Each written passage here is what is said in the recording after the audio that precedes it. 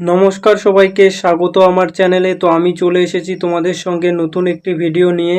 তো আজকের এই ভিডিওতে আলোচনা করব যুবশক্তি ভরসা কার্ড নিয়ে। তো যুবশক্তি প্রকল্পের আবেদন নাকি 22শে জুলাই থেকে শুরু হচ্ছে। তো তোমাদের কি এই আবেদন সত্যি শুরু হচ্ছে? অফিসিয়াল পোর্টাল থেকে দেখে নিব। তার আগে আমরা দেখে নিব এখানে ফর্ম ফিল আপ করার জন্য তোমার কি কি ডকুমেন্ট লাগবে, তোমার কি যোগ্যতা হতে হবে যাতে তুমি আবেদন করতে পারো। এই সমস্ত ডিটেলস নিয়ে মানে আলোচনা করব। তার জন্য যারা যারা এই যুবশক্তি প্রকল্পের জন্য মানে যোগ্য, অবশ্যই একবার ভিডিওটাকে সম্পূর্ণ দেখে নেবে। তো পশ্চিমবঙ্গের সমস্ত বেকার যুবক যুবতীদের জন্য রাজ্য সরকারের আর্থিক সহায়তা প্রকল্পই হচ্ছে যুবশক্তি ভরসা কার্ড। তো এখানে যদি আমরা দেখি কোন সুবিধার জন্য আবেদন করা যাবে, এখানে যে কোন কোন সুবিধা পাওয়া যাবে এই যুবশক্তি ভরসা কার্ডের মাধ্যমে বা প্রকল্পের মাধ্যমে। এই প্রকল্পে মূলত 3 ধরনের সুবিধা রয়েছে। এই যে যুবশক্তি প্রকল্প, এখানে 3 ধরনের সুবিধা দিবে রাজ্য সরকার। যারা গ্র্যাজুয়েট অর্থাৎ স্নাতক পাশ করেছে তারা প্রতি মাসে 3,000 টাকা করে পাবে। যারা স্নাতক পাস করেছে অর্থাৎ গ্র্যাজুয়েট, বর্তমানে স্থায়ী চাকরিতে নেই, মানে যারা এখনো চাকরি পায়নি, গ্র্যাজুয়েশন করে বসে আছে, তারা প্রতি মাসে 3,000 টাকা করে পাবে। এখানে অতিরিক্ত সহায়তা কি দিবে? এখানে প্রতি মাসে আহ, সরাসরি ব্যাংক অ্যাকাউন্টে তোমার টাকাটা ঢুকবে ডিবিটির মাধ্যমে, এবং দক্ষতা বা স্কিল ডেভেলপমেন্টের প্রশিক্ষণও দিতে পারে।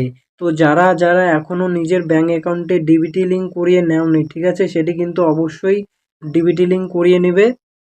দেন এরপরে যদি আসি, এরপরে অন্যান্য যোগ্য বেকার, মানে যারা গ্র্যাজুয়েশন পাস করেনি, তারা প্রতি মাসে 2,000 টাকা পাবে। তাহলে কারা? যারা স্নাতক নন কিন্তু ন্যূনতম মাধ্যমিক পাস করেছে। মাধ্যমিক, উচ্চ মাধ্যমিক তুমি যাই পাস করে থাকো না কেন, ন্যূনতম তোমার যদি মাধ্যমিক পাস করা থাকে তাহলেই প্রতি মাসে 2,000 টাকা করে পাবে। এবং বর্তমানে যারা কর্মহীন, মানে মাধ্যমিক পাস করে আর পড়াশোনাও করেনি, এখন কোনো মানে বেসরকারি মানে ভালো সংস্থার সাথেও যুক্ত নেই, মানে বেকার আছে, সেই সমস্ত বেকারদের কিন্তু প্রতি মাসে 2,000 টাকা করে দিবে। এখানে অতিরিক্ত সুবিধা কি দিতে পারে? এখানে কর্মসংস্থানের সহায়তার প্রোগ্রাম করতে পারে এবং অনলাইন জব পোর্টালে নিবন্ধের সুযোগ এখানে দিতে পারে। তো যারা মানে মাধ্যমিক পাস করেছো ন্যূনতম, তারা কিন্তু সবাই প্রতি মাসে 2,000 টাকা করে পাবে। মোটামুটি যারা 10-15 হাজার টাকা দামের জব করে, ঠিক আছে, তারাও কিন্তু এই প্রকল্পের সুবিধা পেয়ে যাবে। এরপরে যদি দেখি, এরপরে আহ, নতুন ব্যবসা বা স্টার্টআপ যারা খুলবে তাদেরকে কিন্তু সর্বোচ্চ 10 লক্ষ টাকা পর্যন্ত লোন দেওয়া হবে এই প্রকল্পের মাধ্যমে। নতুন ব্যবসা শুরু করতে চান যে সমস্ত মানে ব্যবসায়ীরা নতুন করে ব্যবসা শুরু করতে চান, তাদেরকে 10 লক্ষ টাকা সর্বোচ্চ লোন দিবে এই স্টার্টআপ বা ক্ষুদ্র উদ্যোগ গড়তে চান যারা। এরপরে আমরা দেখব আবেদনের জন্য প্রয়োজনীয় যোগ্যতা এখানে কি লাগছে। তো এখানে বয়স কত লাগছে? বয়স সীমা তোমার 21 বছর থেকে 45 বছরের মধ্যে হতে হবে। এটা কিন্তু আগে 40 বছর ছিল। তো রাজ্যসভায় যখন বাজেট পেশ হয়েছে আমাদের পশ্চিমবঙ্গের, সেখানে কিন্তু এই বয়সটাকে বাড়িয়ে 45 বছর করা হয়েছে, 5 বছর এক্সট্রা বাড়ানো হয়েছে। এবারে শিক্ষাগত যোগ্যতা কি লাগছে? যে সমস্ত বেকার ন্যূনতম মাধ্যমিক পাশ করে আছে, যে সমস্ত বেকার যুবক যুবতীরা, তারাই কিন্তু এই প্রকল্পের সুবিধা নিতে পারবে। ন্যূনতম মাধ্যমিক পাশ করলে 2,000 টাকা করে পাবে। তো যারাই মাধ্যমিক পাশ করেছে তারাই কিন্তু 2,000 টাকা করে পাবে। এরপরে বাসস্থান, আবেদনকারীকে পশ্চিমবঙ্গের স্থায়ী বাসিন্দার হতে হবে। একদম যারা পশ্চিমবঙ্গে বাস করে তারাই কিন্তু এই যে 2,000 টাকা প্রতি মাসে এবং 3,000 টাকা প্রতি মাসে তারাই কিন্তু পাবে, যারা পশ্চিমবঙ্গের একদম স্থায়ী বাসিন্দার। এরপরে পারিবারিক আয় কত হতে হবে, এটা একটা কিন্তু মোস্ট গুরুত্বপূর্ণ পয়েন্ট। তো এখানে মাসিক আয় 1 লক্ষ টাকার কম, মানে প্রতি মাসের ইনকাম কোনো একটা ফ্যামিলিতে 1 লক্ষ টাকার কম হতে হবে। যদি 1 লক্ষ টাকা পর্যন্ত হয়ে যায় তাহলে কিন্তু এই প্রকল্পের সুযোগ আর সেই ব্যক্তি পাবে না। অর্থাৎ এখানে 1 লক্ষ টাকার কম হতে হবে মাসিক ইনকাম একটি পরিবারে। এবং বার্ষিক আয় কত হবে? বছরে 12 লক্ষ টাকা পর্যন্ত যদি হয়ে যায় তাহলে কিন্তু এই প্রকল্পের সুবিধা পাবে না। 12 লক্ষ টাকার কম হতে হবে, অর্থাৎ যাতে 12 লক্ষ টাকা না হয়, ধরো 10 লক্ষ, 11 লক্ষ বা তার নিচে যাদের পুরোপুরি 12 লক্ষ টাকা মাসিক ইনকাম হয়ে যাবে তারা কিন্তু এই প্রকল্পের সুবিধা পাবে না। তাহলে 1 লক্ষ টাকার কম হতে হবে প্রতি মাসে এবং বছরে 12 লক্ষ টাকার কম হতে হবে, তাহলেই এই প্রকল্পের সুবিধা পাবে। তাছাড়া অন্যথায় কিন্তু এই প্রকল্পের সুবিধা পাবে না। এরপরে যদি আমরা দেখি এখানে কোন কোন গুরুত্বপূর্ণ ডকুমেন্টস লাগতে পারে, তো ভোটার আইডি কার্ড, প্রথমে তো ভোটার আইডি কার্ড অবশ্যই ম্যান্ডেটরি লাগবে, সেই সাথে আধার কার্ড, এই দুটো ডকুমেন্টস তো লাগবেই। দুটি স্পষ্ট ফটোকপি এবং স্ক্যান কপি লাগবে। আর যে আধার কার্ড দিবে এই প্রকল্পে, মানে যে ফোন নম্বর দিবে সেই ফোন নম্বর কিন্তু আধার কার্ডের সাথে লিঙ্ক থাকতে হবে আর কি, ফোন নম্বরের। এবং বয়সের প্রমাণপত্র হিসেবে কি দিতে হবে, জন্ম সনদ বা মাধ্যমিকের অ্যাডমিট কার্ড।